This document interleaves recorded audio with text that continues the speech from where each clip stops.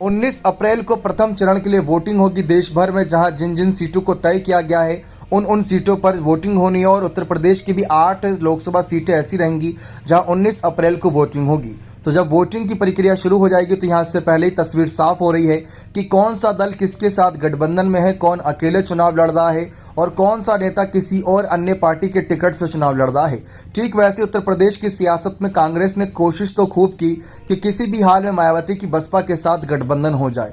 यहाँ तक खबरें थी कि कांग्रेस सपा के साथ गठबंधन तोड़कर बसपा के साथ जाने के लिए तैयार नजर आ रही थी, लेकिन अब ऐसा हो ना सका क्योंकि मायावती ने अकेले चुनाव लड़ने का अपना फैसला रखा।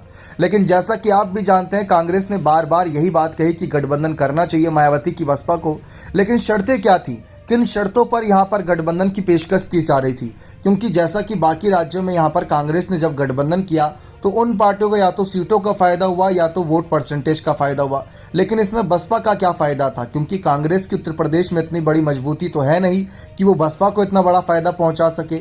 ऊपर से राहुल या फिर प्रियंका वोट मांगने आती है तो उनके वोट मांगने पर ही वोट नहीं मिले। ये हमने 2017 और 2022 की विधानसभा चुनाव में बखूबी देख लिया। यहाँ तक कि राहुल गांधी अमेठी सीट नहीं बचा पाए। बात आती है कि बसपा के साथ गठबंधन करने के लिए कांग्रेस ने शर्तें क्या रखी थी। कुछ यहाँ पर विश्लेषकों का कहना था, सूत्रों के अनुसार, कि मायावती को प्रधानमंत्री पद तक का दावेदार कांग्रेस मान रही थी, लेकिन जबकि ये सीनियर नेताओं के बयान नहीं थे, ये जमीनी स्तर के नेताओं के बयान थे, तो उस पर यकीन नहीं किया जा सकता। दूसरा यहाँ पर यह था कि अगर बसपा इंडिया अलायंस का हिस्सा बनती और सपा, कांग्रेस और बसपा तीनों पार्टियां एक साथ आती, भले ही आरएलडी अलग क्यों ना हो जाती, लेकिन अगर साथ आती तो यहाँ पर कहा जा रहा था कि मायावती की बसपा को सिर्फ 25 सीट मिलने की आशंका थी, क्योंकि अखिलेश यादव पहले ही कह चुके थे कि उनकी पार्टी 50+ सीटों पर चुनाव लड़ेगी। यहाँ तक कि उन्होंने 65 सीटों का दावा ठोका था। लेकिन अगर 50 सीटों की भी बात कर ले तो कहा यह जा रहा था कि कांग्रेस को 5 सीट, 25 सीट बसपा को और करीब 50 सीट यहाँ पर खुद यहाँ पर अपने हाथ में अखिलेश यादव रखना चाहते थे, जिसमें वह आरएलडी को सीट देते, जिसमें वह सीट देते यहाँ पर स्वामी प्रसाद मौर्य को, पल्लवी पटेल को, और साथ ही साथ अपने साथ अन्य दलों को भी सीट देते। ओवैसी की भी एंट्री को लेकर तब चर्चा हो रही थी ताकि मुस्लिम वोटरों का बिखराव ना हो। और इसके साथ साथ अगर नीतीश कुमार बने रहते तो नीतीश कुमार को भी फुलपुर सीट देने की बात चल रही थी। टीएमसी को भी एक सीट अखिलेश यादव ने दी थी। ठीक वैसे ही मायावती की बसपा सिर्फ 25 सीटों पर चुनाव लड़ती, तो ऐसे में उनका नुकसान था। पहली बात, पीएम फेस को लेकर किसी कांग्रेस की सीनियर नेता ने स्थिति स्पष्ट नहीं की थी कि वो मायावती को बनाना चाहते थे।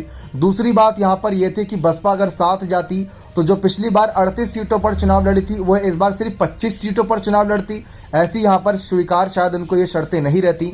तीसरा यहाँ पर यह था कि जो कांग्रेस ने बसपा के कई नेता तोड़े थे, उसको लेकर भी मायावती की नाराज़गी थी, उससे उनको लेकर भी माफ़ी मांगने की बातें थीं। लेकिन वो तो खैर बात की बात थी, लेकिन जिस तरीके से माहौल था, इससे बसपा के लिए तीनों नुकसान थे। यानी कि अगर देखा जाए तो पहली बात ये, मायावती की बसपा को पता था कि 25 सीट पर चुनाव लड़कर अगर 25 की 25 सीट जीत जाएंगे तो भी प्रधानमंत्री पद की दावेदारी इतनी आसानी से नहीं मिलने वाली, क्योंकि सामने एनडीए बहुत मजबूत है। दूसरा कारण यह था कि अगर 25 सीटों पर चुनाव लड़ेंगे तो वोट परसेंटेज भी कम हो जाएगा, और बहुजन समाज पार्टी एक राष्ट्रीय पार्टी है तो उसको उस बात का भी ध्यान रखना था। और पिछली बार 38 सीटों पर चुनाव लड़ा था, इस बार सिर्फ 25 सीटों पर ही चुनाव लड़ते तो जितना उनका प्रभाव था पूरे उत्तर प्रदेश में वो सिर्फ सिकुड़कर 25 सीटों तक सीमित हो जाता। तो ऐसे में बसपा के लिए नुकसान ही नुकसान था।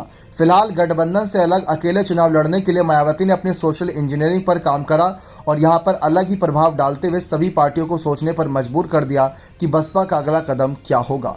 बने रहे चैनल के साथ। बहुत बहुत धन्यवाद।